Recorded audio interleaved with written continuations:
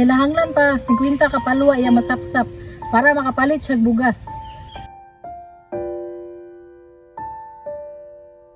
Ka-idol, karon adlaw kay mangita tag tawo nga deserve natong tabangan, i-share natong ginagmay nga blessings. Natay dala diri na cash 500 pesos. Ginabot tay mga biskwit isa ka pack. Dayon kwitsyaw. Ginabot tay duha ka tinapang atong hinabang. Gita tag tawo nga deserve jud ani nga makadawat. Tara, let's go. So karon mga ka-idol, wagi ko aning sa paa kay moadto ko dito sa bukid. Mangita kog tawo nga deserve tabangan. Tara, ubalik ko ninyo wagi aning sa paa.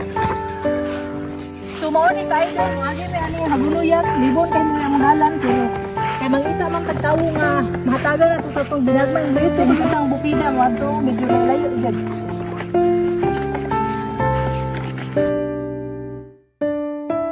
Init kay dalan rito, libon jud kaayo. Grabe kayo itong panahon mo. Karon mga idol, ako'y nakita nga usa ka babae nagsapsap-sapsap siya kahoy diri sa bukid. Grabe yung kainit rong panahon na, diyon siya pa yun isa.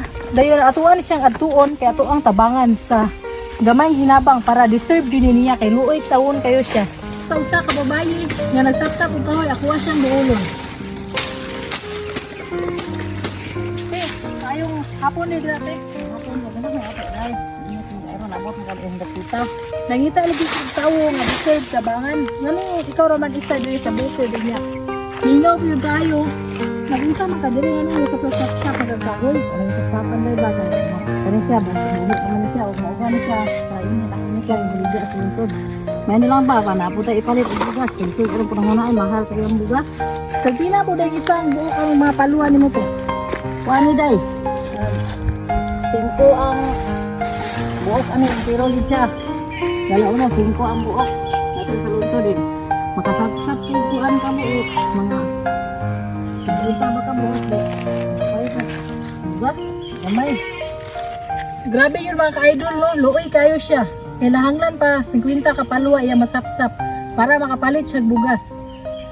Unya, wala din kay layang kauban diri nga. Grabe ba yung kainit ron? Wala lang dai kay ang ako pumbana to amang pud sa kuan bukid masak ko siya ba. Grabe mga idol, luoy kayo. Naman te, wala ra ka gutuma? Igutom lagi ko dai. Oh, kuan ang adlaw ron dinay adlaw kadi ko panito. Grabe kalu. Kusunta ko kuan yo magi ko kwarta yung palit og snack.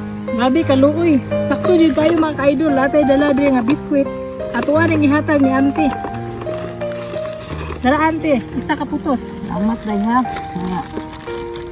Nagyan ko nimo nga mibati ka sa usag bud sa kabos. Nakita niyo tika, grabe kainit sa panahon. Luoy kayo, walay pagkaon. Di na po day ko'y gamay rin hinabang. Nay noodles, sila ko'y dilata. Salamat sa kayo dai. Tara ante, dawatan ng regalo.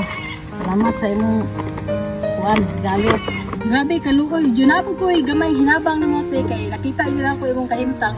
Luoy kayo, kinahanglan pa na 50 ka palwa para makapalit kag bugas. So na ay 500 diri oh. Bisa ginagmay lang ni at least makatabang. Palit ni bugas ti oh. Tinuod na dai.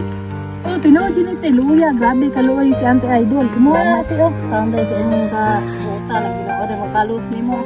Wala, you're welcome te. Ipalit na bugas niya kay ginagmay sa gina tumatabang ron.